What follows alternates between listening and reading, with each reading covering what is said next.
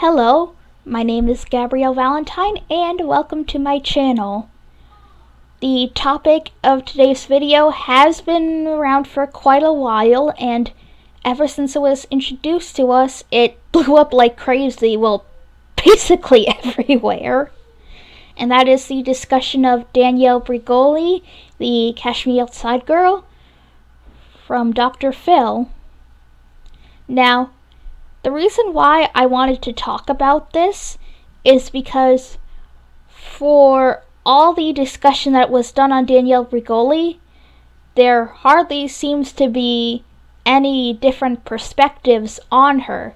It's usually, she's an awful street rat. She says all these things and does all of these things. Oh. And when I first started hearing about this discussion around her, my initial thoughts were, yeah, she says all these awful things and does all these terrible things towards her mother. So, yeah, that's who she is. But as I started learning more about children in different environments and how they behave compared to children in more stable environments, I started thinking to myself, is this really who she is? Is she just awful for the sake of being awful? And after some thinking, I believe that I have enough of a unique perspective to make a video out of it. So let's begin. The episode starts with a summary of Danielle Bregoli's home life, and we see a certain amount of toxicity, not just from Danielle Bregoli, the client of the episode, but also her mother. We hear her mother making threats at her, and also see her mother fight with Danielle, and all that's just completely ignored throughout the episode. We see her mother being abusive towards Danielle, not when they're sitting down with Dr. Phil talking, but in her home life. So why not mention it if you've shown it to us? It was just so weird. And when Dr. Phil started talking to Danielle, the first thing that he did was make fun of her for her street accent or whatever it is, and her grammar. Now, I wanted to bring up the mocking because mocking someone who's from that environment can be pretty detrimental. I mean, they already can't trust someone who is meant to protect and take care of them, so imagine you're in front of this man who you're supposed to talk about your problems with, and the first thing he's doing to you is making fun of you. How are you supposed to trust that person? And then, shortly after he's done making fun of her, saying things like, "Oh, did you go to the 5th grade?" and the audience's supportive clapping, we hear Dr. Phil talk about where anger issues come from and when there's a great amount of hurt. Now you might say, "Oh, Gabby, what you said about, the mother and them not bringing it up was pointless because, they're going to bring up her pain and her trauma." But not that type of trauma. Not the pain that came from the mother being a toxic woman, but rather her father leaving. Now, having a parent leave can be very heart-wrenching or traumatic, depending on how severe the situation is. But that doesn't make Danielle's mother any better. And then Dr. Phil said, oh, she's also had a hard time because you had cancer, right? And then Danielle's mom starts crying, and then Dr. Phil is just going easy on her. And if you look at Danielle, you see that she's no longer defensive, and that she's just kind of reflecting, because at least he did hit, 2 major weak points for Danielle. Granted, it's not a weak point that she's currently dealing with, the abuse of her mother, but there are weak points nonetheless.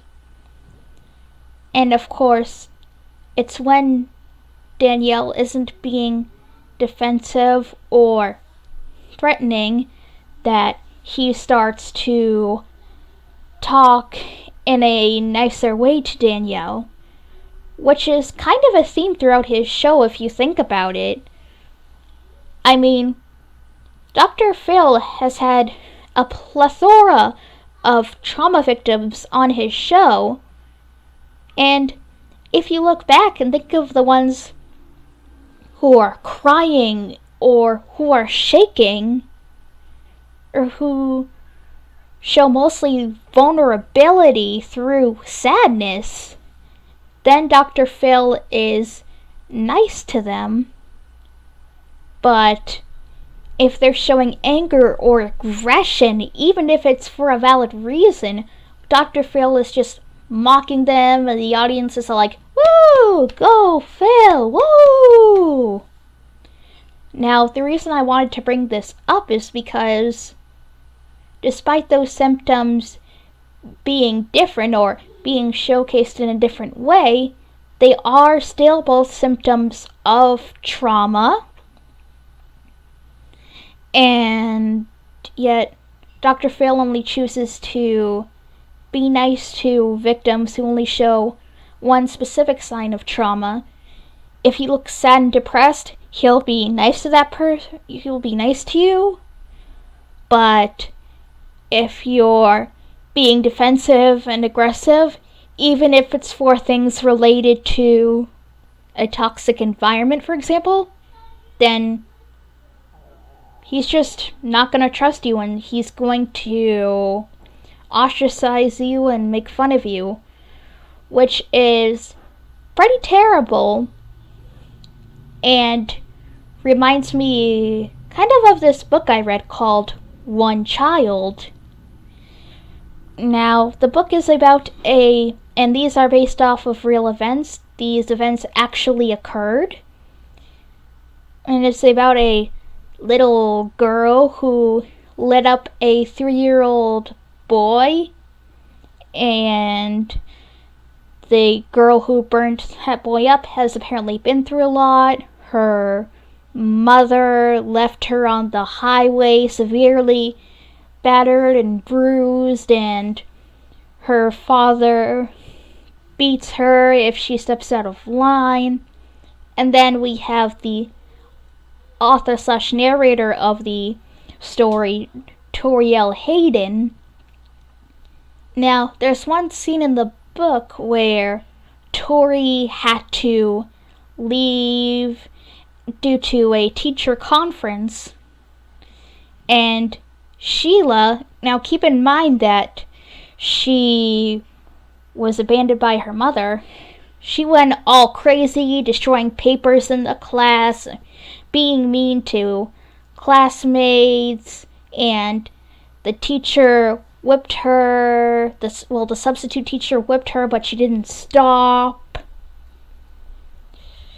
And it wasn't until a few days later when Tori came back into the classroom and realized that Sheila didn't think that Tori came back, and confronted Sheila with this thought process, that Sheila was able to understand why everything that she did was wrong, and at least have maybe some form of regret over the situation. Now, I bring this up because keep in mind that these are events that really happened, and all that teacher had to do was get down to her level and understand why she acted that way. Now with Dr. Phil, again, although he does bring up some trauma, he's not bringing up the recurring issue in Danielle's life. He doesn't even try. And that is the mother being abusive towards Danielle.